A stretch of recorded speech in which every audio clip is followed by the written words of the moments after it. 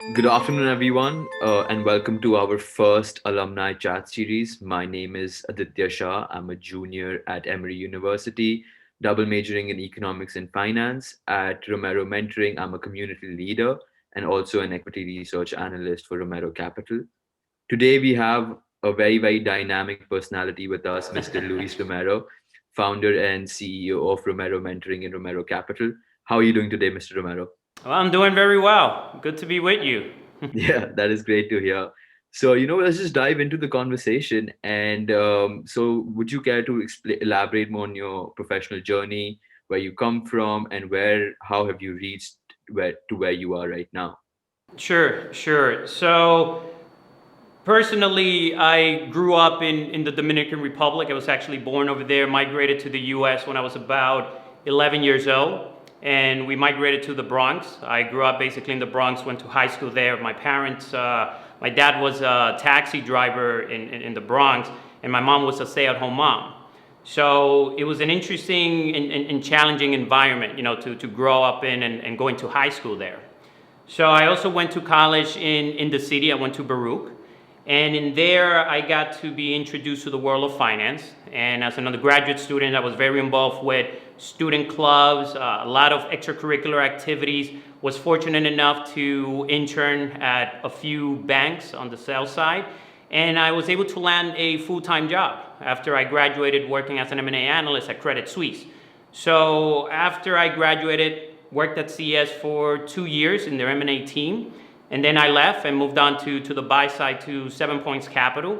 And at the time I was working with them, they had initially started with their trading desk. And I was the third person that they hired for the trading desk.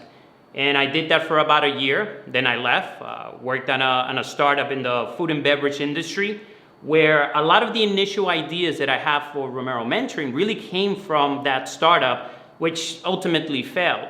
And along that journey, I also became an instructor at the New York School of Finance, doing structured curriculums and programs for investment banking analysts and also private equity associates and hedge fund analysts. So a lot of the training experiences and the skill sets that I developed there really came from doing and conducting training programs for other full-time analysts. And during that process, I also started Romero Capital. And over the years of testing different investing strategies, putting together pitch books for middle market companies, I got to also work with undergraduate students. And in 2016, I started Romero Mentoring and basically just focused primarily on that. And Romero Mentoring has taken my career in a whole different trajectory. So that's pretty much my background in a nutshell. I mean that's great. That's a very inspiring story. A kid from Bronx making it up in Wall Street. I mean that's the American dream which people talk about. So Yeah, right now. yeah. I would say that I am fortunate to actually be living my own reality, my own dream that I've worked very hard to get to this point, but it hasn't been easy. It hasn't been an easy road, in any way. So hopefully I'll be able to share a little bit more of that as we continue with our conversation. 100%. So, I mean, the second question, which comes to my mind, is that why did you choose investment banking and not any other field in finance? There are several other fields like asset management, equity research. I mean, you mentioned that you went to sales and trading, but initially you were an investment banker. So why not any other field in within the finance industry, and why just specific investment banking? Yeah. No, in terms of the skill set really that you develop in banking, it's second to none.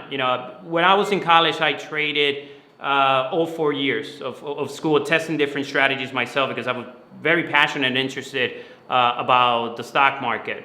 But I did know that to have a solid foundation for me to start my career, the only way or the only place that I could get a lot of those skill set was going to be in investment banking. So personally, the reason why I decided to do investment banking was because of the modeling skill set that you develop, the presentation skills, the soft skills from putting together a pitch book, knowing how to present to a client, and also working with very smart people. In addition to that, the amount of projects that you get to work simultaneously, all at once with very tight deadline, is an experience that you normally don't get to see in any other areas of finance. So to really accelerate your learning, to develop or transform into a very capable, highly productive professional, investment banking was that place for me to develop all of those skills. And that was primarily the main reason why I did it. It was really to develop the skill set to be a highly productive and efficient professional after I left banking. So it was just a stepping stone for something else that I wanted to do, which paved the way for everything that I'm doing today. Yeah, so I think it seems like everything worked out for you. And so the third question is that, since you mentioned that it's a very, very fast-paced industry with, tight deadlines and multiple projects, working in that kind of an environment, how has that shaped you to become the person you are today? Mm-hmm, mm-hmm. So, I mean, just elaborate more on how investment banking, has helped you uh, identifying yourself actually and realizing who you are and what you've become. Yeah, that's a good question, and it allows me to reflect a little bit more on my experience of being an analyst. But look, it really comes down again to the skill sets, right? I'm able to juggle multiple projects all at once. I mean, when you really think about it, I always say that I'm running 3 to 4 businesses all at once. Romero Mentoring, Romero Capital, now Romero Research, and also managing my own educational portfolio for members in the community. So each one of those tasks is a job within itself. And the way I'm able to juggle all of these things at once is from being very organized. For example, every project that I'm working on has its own folder, and I have about 50 plus files in each one of those folders. And within that, there's subfolders that allows me to share with other members of the team to find the information quickly. And again, just being very highly organized. Also, the level of efficiency, whether it is working in Excel, in PowerPoint, putting together presentation in a very timely manner to have it ready for a team meeting or a team presentation. I mean, those were the skills that I've developed being an analyst that now has allowed me to do everything that I am doing today. And ultimately, I've become a very highly productive professional. And without having that investment banking background, I would not be able to do all of this. So it's a good experience to have. And that's how it has really shaped the person that I am today. You know, I've became more polished, but very highly efficient with all the work that I'm doing, and also mentoring and working with other students. So again, it's really just putting a solid foundation, a stepping stone for everything else that's going to come after your 2 years of being an investment banking analyst. Yeah, I mean, as they say, building is as good as its foundation. So, I mean, I think you've built a very solid foundation for yourself. Ex- ex- Exactly. It has definitely helped you in that process. So, you said that you joined investment banking in 2008 or 9, something around that time. 2008, right?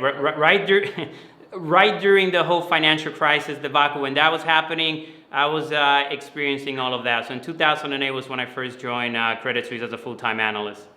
I mean, so I think one of the questions which I have for that is that you have seen this industry, which was like 10 years ago, and you're seeing this industry now.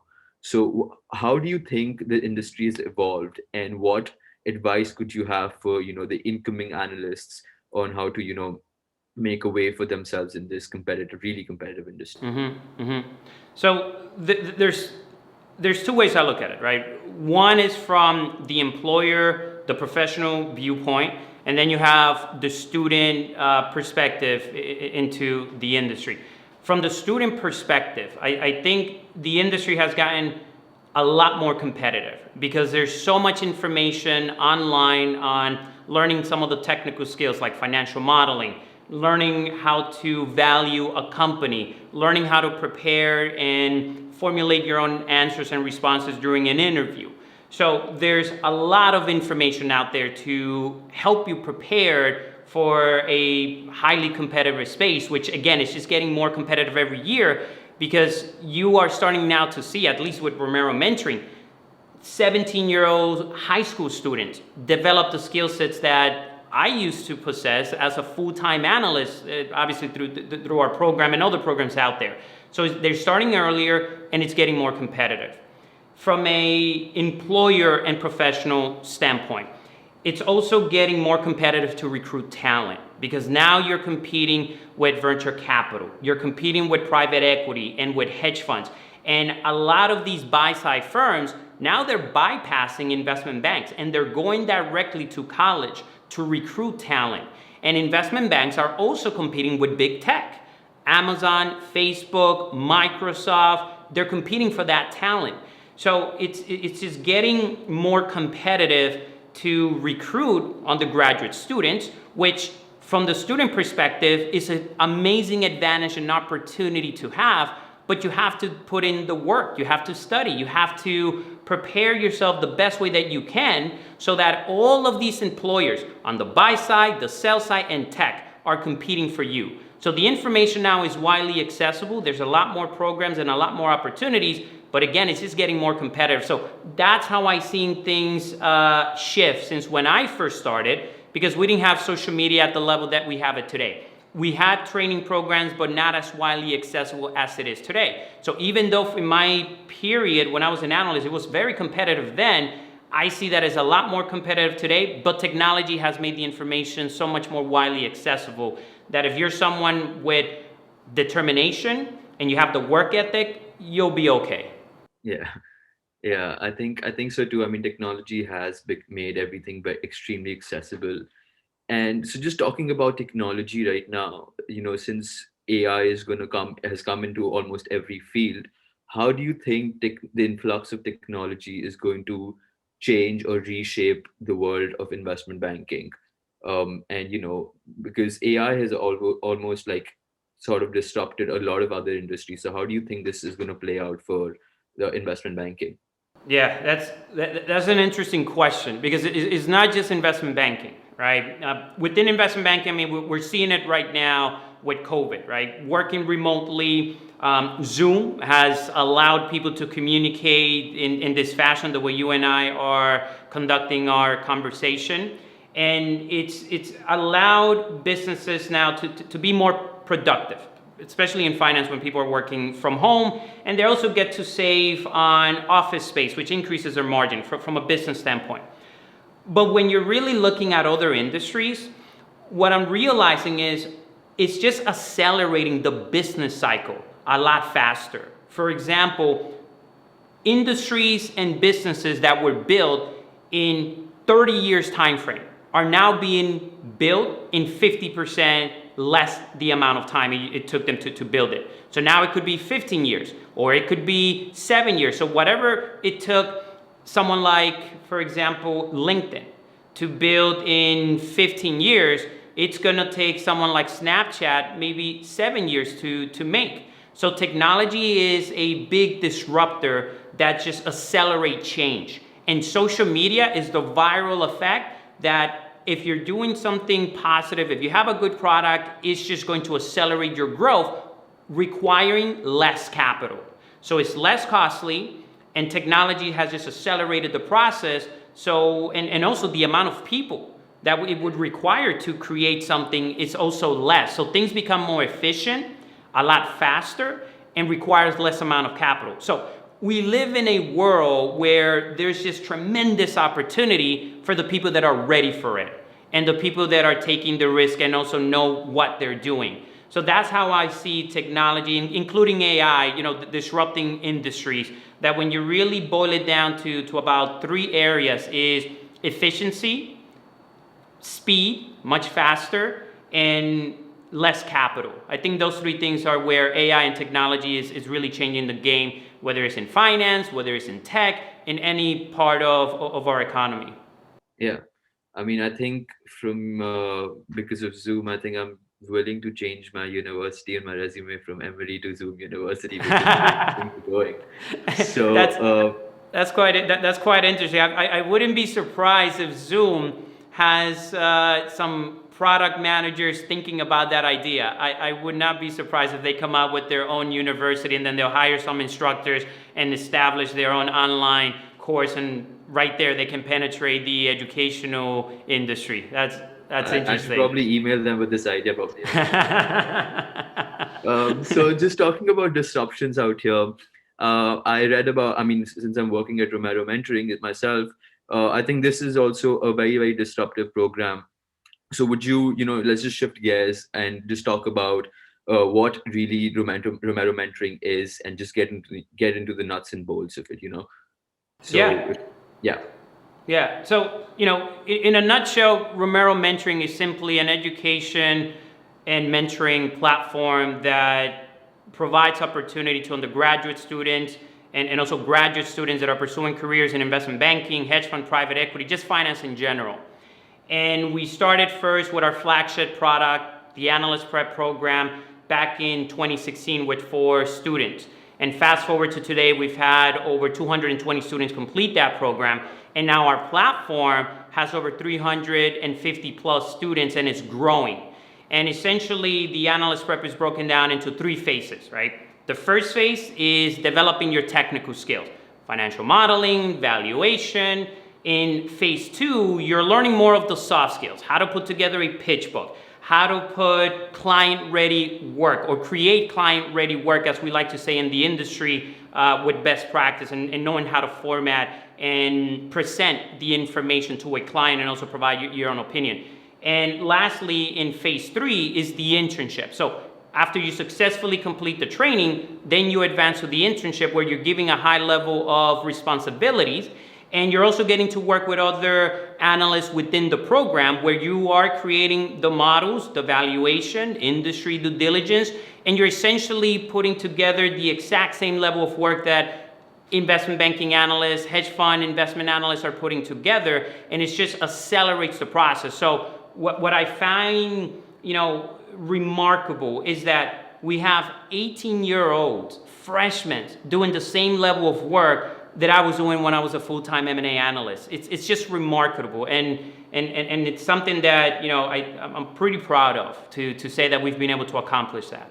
I mean, as you should be. I think this provides a great opportunity for employers as well, because they're gonna not they won't be able to waste a lot of time in trying to train incoming analysts, and if they just hire from you, they'll have like analysts already ready to get their hands dirty on the work. So I think this presents a great opportunity for Yeah. both the students and the employers. Yeah. It's interesting that you say that because when I first started Romero Mentoring, it was around that point, right? My main pain point when I first started Romero Capital was that I started working with undergraduate students. I would give them an internship, and when I would give them responsibilities of creating an entire investment presentation, they weren't able to do it. So there was a skill gap between what they're learning in academia and what I was expecting as a professional in the real world for their work product or their work quality.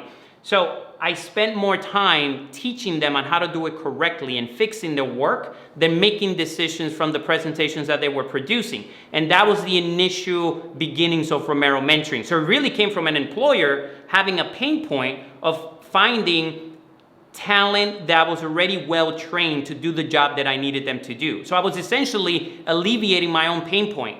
And as you basically alluded to, it's a good reliever or solving that challenge, solving that pain point for employers, which, by the way, we have ideas later in the future as we continue to grow to perhaps bring employer to access our talent pipeline and see what we've done over the last 5 years. Yeah, I think no employer should shy away from this opportunity because it just makes their work easier. So, right now to just think about, walking through your journey, you were a kid from Bronx, got a really, really good job at a very high, fast-paced industry. You were learning a lot.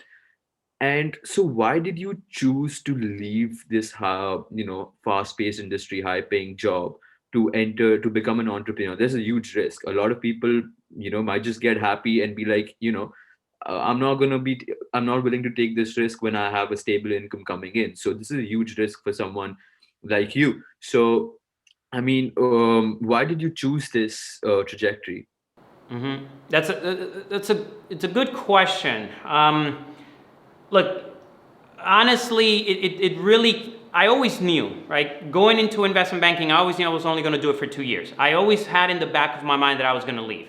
And once I was in that environment, in a corporate setting, especially coming from the Bronx, inner city kid, it was a culture shock for me to see how corporate America was. And it kind of gave me more reasons why I did not want to be in that space. And a lot of it really came from me wanting to create my own organization around my own culture, build my own team that shared the same mission, had the same purpose, but more importantly, we were helping each other out. We are sharing knowledge, and together we're competing against other organizations, and we'll go through the emotions, highs and lows, and we would win together. And a lot of that came from my baseball days. Before finance was something in my mind, I thought I was going to become a professional baseball player. I thought I was going to be a major league pitcher. I played high school baseball, and that was my dream and aspiration. So I had a rotator cuff injury. I also have a spur bone in my elbow, and that will require Tommy John surgery. So people that play baseball, they're familiar with Tommy John surgery. And that was when I decided, look, I'm not going to go through surgery, the whole rehab process to fight my way back. I decided just to focus and channel all of that competitiveness, all of that drive into finance. And just playing baseball, winning championships, seeing how exciting that was. The euphoria of hitting a home run or winning a championship with your team. It's a very special and emotional feeling. It's like your natural high. Yeah, And I a was just lot gonna of say that. and a lot of people, they forget about that as they get older. And once life sink in, the reality of a work, mortgage, you have kids, the real responsibilities of providing for your family, takes away the human spirit, and it kind of presses you down, and you forget about those things. And I never forgot about those feelings. And those were the real reasons why I left investment banking, because I wanted to create my own organization, my own platform, create opportunities, share my knowledge, and build a team around that so that I can relive those feelings again, and also share it with members of my team. And those were really the main reasons. I mean, they couldn't pay me enough to stay in investment banking and give that up. And like you mentioned earlier, kid from the Bronx, building his own startup, did investment banking. It's like the American dream. Yeah, I mapped this out many years ago when I was an undergraduate student, and they couldn't pay me enough to give up on that dream. So those are really the main reasons why I decided to leave. Yeah, I mean, I think you're building a championship team right here with Romero Mentoring. So, I mean, just ready to get a ring in your finger now. Yeah, well, look, it wasn't easy to get to this point. It wasn't easy. When I first started, it was just me by myself, back in my bedroom in the Bronx, kind of being my incubator space, if you will, and it was just me. And then later, Paige came on board, so us two over the last 4 years, and then my tech team, and then my board member Carlos, who was actually a first-year analyst at Credit Suisse in M&A when I was an intern. I met him, he mentored me, and we stayed friends, throughout all these years. And he's seen the transition, he's seen the growth, and what we've been able to build Romero Mentoring. So now you're getting to experience and receive the benefits of all of those initial years that were very, very difficult. Not having the right backing, not having all of the capital, beta testing this concept to see if it worked, to see if there was an audience for it.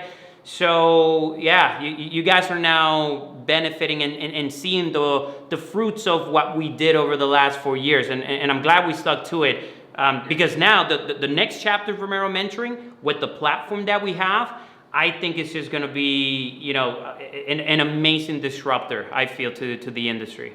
Uh-huh.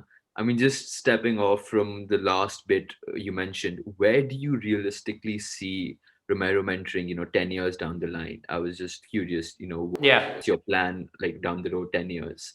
yeah. So look, number one is to go from where we have right now in terms of members, 350 plus, around 360 is the actual number.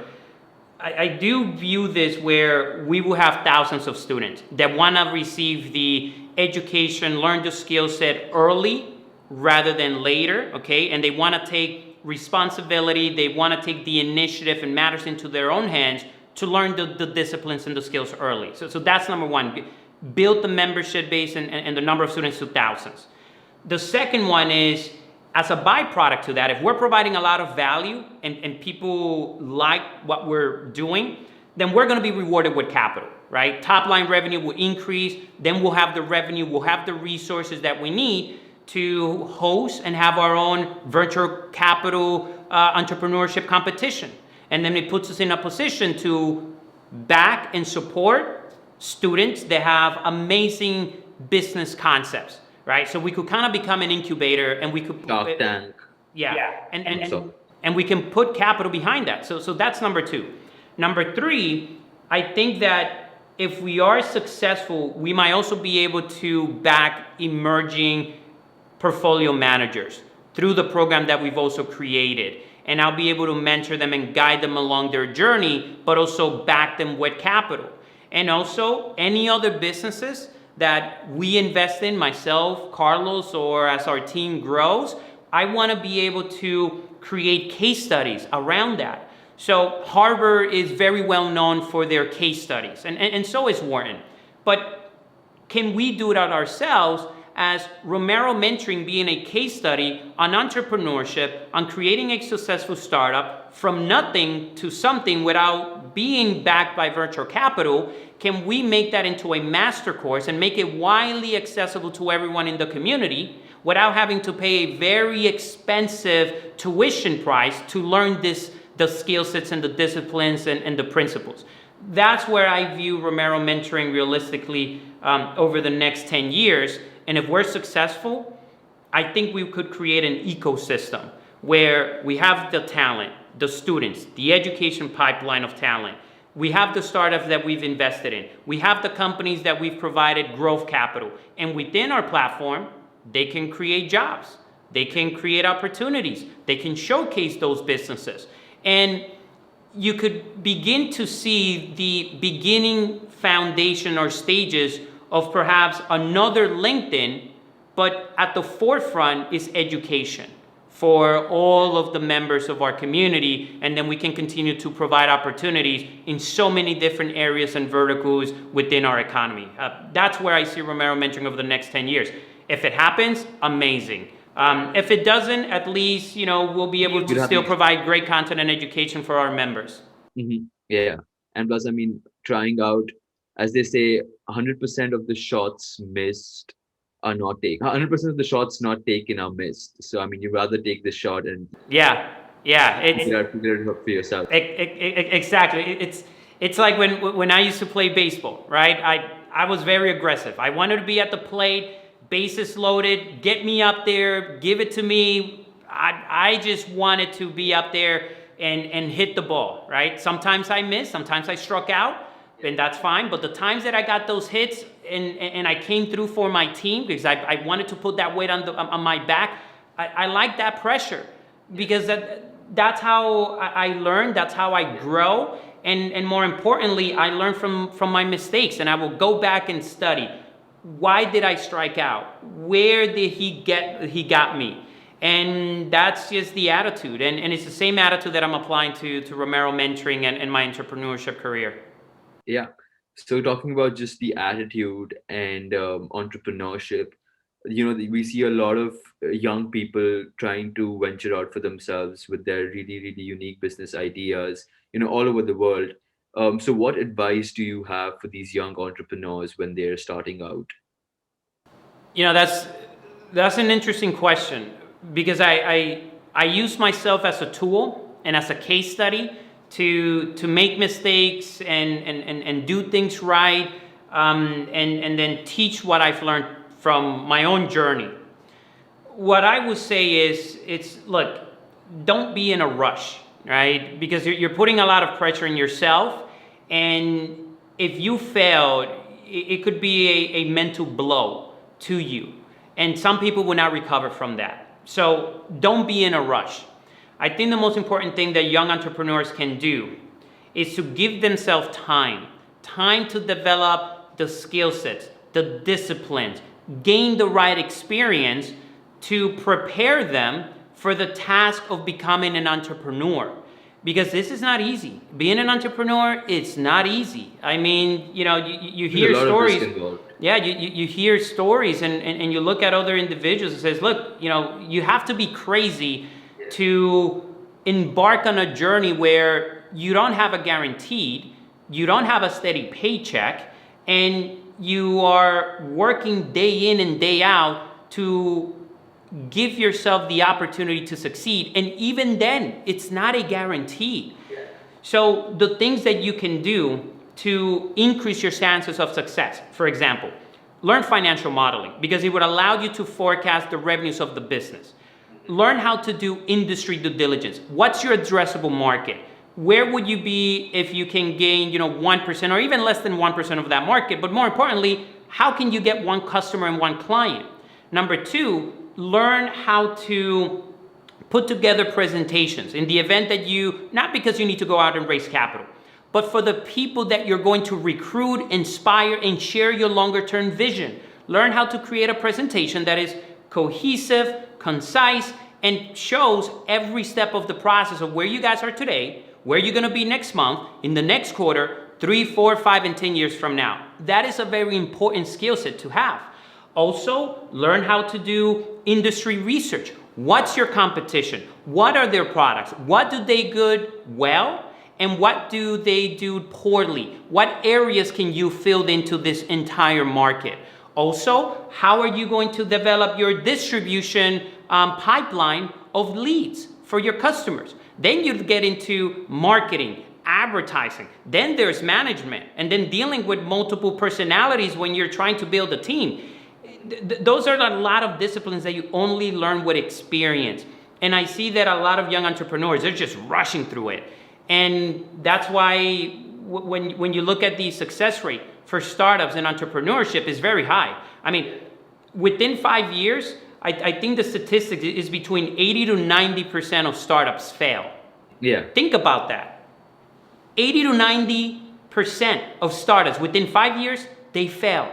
So no one in their right mind will leave a high-paying job, a comfortable life to embark on that journey. I mean, you either have to be obsessed, stubborn, you have to also have an incredible amount of belief in your abilities to pull it off.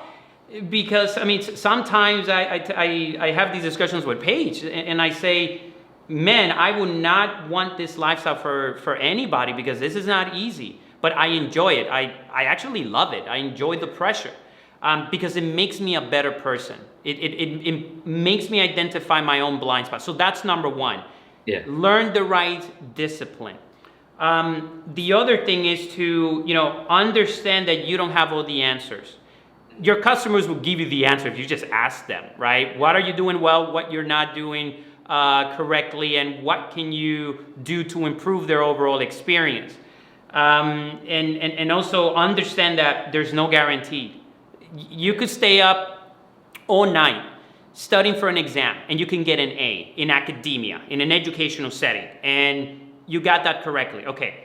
But that doesn't translate in the real world. That doesn't translate in entrepreneurship where you are analyzing, strategizing, coming up with ways to improve your business, to generate revenue, and you formulate a very compelling argument, a very logical decision-making process that everyone in your team agrees with it. Everyone's on board.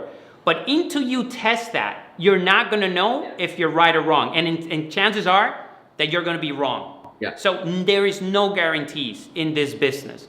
So I think it's a long response to your initial question.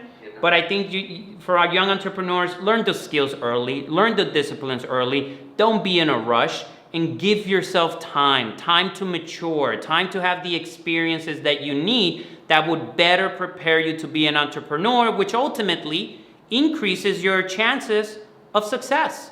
Mm-hmm. So I think I mean that's great. That's very very inspiring. But I think one of the key parts which I took out from this conversation was that apart from developing the skills, the necessary skills, that mindset that hunger and that determination and that belief in yourself is what's really important. And you can't actually figure it out until and unless you know yourself really well.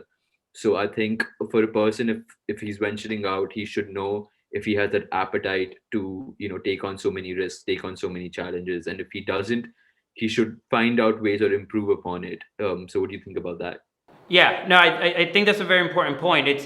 You have to know yourself also. You need to know who you are as a person. And look, when you're young, there's so much distraction, there's so much noise that you don't know how to separate the Stick the good middle from information from the bad information.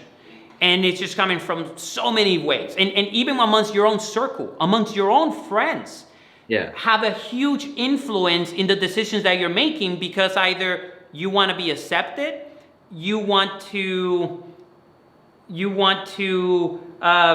have those friendships, and you want the status, you want that approval because it feels good, right? It strikes your ego, right? It strokes your ego. But you have to be aware of that, because if you're not aware of it, those are the pitfalls and landmines that can lead you to a really wrong path, that when you realize it, it might be after you graduate. It might be 5 years into your career or 10 years into your career. And when you look back, what have I done over the last 10 years? I'm not happy. I've made money, but I'm in a position where I'm not happy. It cost me relationships. And how did I get here, right? And if you are aware of that early on, I think you can make better decisions that are in line and in sync with who you are as a person internally. And one of the ways to do that, I think, is, look, take a personality test, learn about psychology, learn about how the human brain works, and have a good support system around you, good friends that have no egos. And these are conversations that I actually have with some of my professional friends, and they ask, when they look at my personal relationship and also with my significant other, how did you guys get to a place where you guys are vulnerable with one another and you have a good relationship? I said, look, there's no egos here. I'm vulnerable, and I know I'm human. I know I'm imperfect. I know how the brain has a way of tricking us on believing what we want, because we want that instant gratification. We want to feel good, and then we want to be praised by others. You got to be aware of that stuff and just know how you respond. So you have to do more work on yourself internally than outside to satisfy other people. Right? Whether it's with career, they tell you what they want, what they need, the skill set. Okay, that's the easy part. Learning all these skill sets, that's the easy part. The hard part is looking within and doing a lot more work on yourself than you do for anyone else. Because once you know who you are, you will make decisions based on your own personal mission in life, your own purpose. And every decision that you make has to be in sync with who you are inside. And if it feels good, you'll be much better for it. You'll be happier. You'll make better decisions. And if you have the skill sets to also back it up, you're going to be a tremendous professional. And people will want to work with you, because you're someone that you have no egos, and you want people to learn, and you could use yourself as a tool to perhaps teach others, right? So that's what I have to say about that. And again, very important that you find out who you are as a person and just be vulnerable. And if you have your friends around you that they attack you, that they make you feel less of a person, and they're not lifting you up, they're bringing you down, cut it. Cut it immediately, and find the right people to surround yourself with. I call that now toxic energy. Yeah. And those are things that you realize sometimes when it's too late, when you're 35, when you're 40, when you're 45. And that's where you hear, the midlife crisis dilemma kicks in on a lot of adults. Hopefully the next generation learns it faster than the previous generation. And you guys are a lot more aware of it. But I'm seeing, because of social media, TikTok, and all this stuff, it's a lot of pollution for your mind. It's a lot of pollution for your brain. And I feel that the modern day battle is for your mind. So 100%. young professionals, you guys have to be aware of this stuff. Mm-hmm. So I think that is all the questions which I have for you. I mean, thank you so much for joining us, and it was great having you. This was a very enlightening conversation for me as a young professional, and I'm pretty sure Yeah. many others like me outside. Yeah. So yeah, thank you for Yeah. everyone for viewing this, and please do ensure that you check out Romero Mentoring. I think it's a great platform, and it could provide tremendous opportunities for you if you're interested in the field of finance or any other field in general, as Mr. Romero just mentioned. So yeah, thank you so much.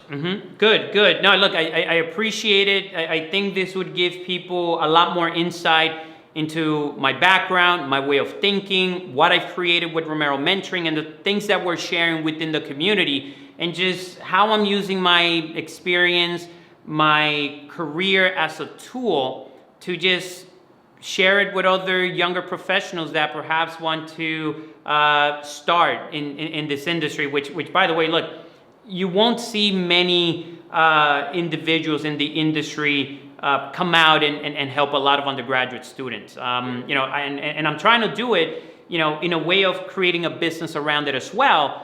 But it's more to continue to provide more opportunities, right? We're not backed by a VC, and a lot of it is just pure determination and just really wanting to leave a mark in the industry, and hopefully we can alleviate some of the culture where you're hearing right now a lot of analysts being pushed and working over 100 hours a week, and they're complaining Yeah, that they want more life work balance. I mean, we didn't have that when I was an analyst. But hopefully it can alleviate some of that and people can make the right decision. So this was enjoyable. I hope people enjoy it. I hope some people got to learn a little bit more about our program and some of the lessons that I've learned over my career. So this was good. I enjoyed it. Thank you. definitely. I'm sure they will. And thank you for having coming to our program and alumni chat series again. And yeah, All right, great. Thank you. Take care. bye. Bye.